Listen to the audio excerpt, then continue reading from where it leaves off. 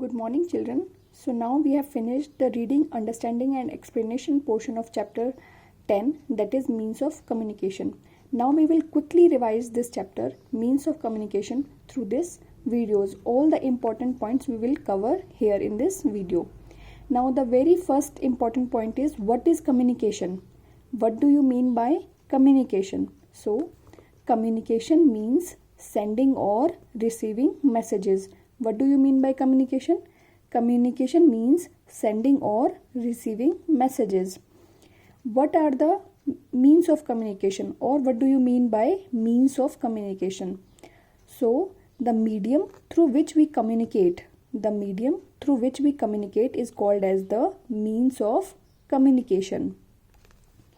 What are the modern means of communication which we all use in our day-to-day life? These are telephone, mobile, fax, email and social networking sites. Okay, so next thing is, what do you mean by mass communication? When you need to tell a thing to many people at the same time. So what do you mean by mass communication?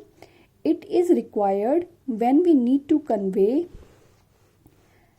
a message to many people at the same time. So what do you mean by mass communication? It is required when we need to convey a message to many people at the same time. Now, what are the means of mass communication?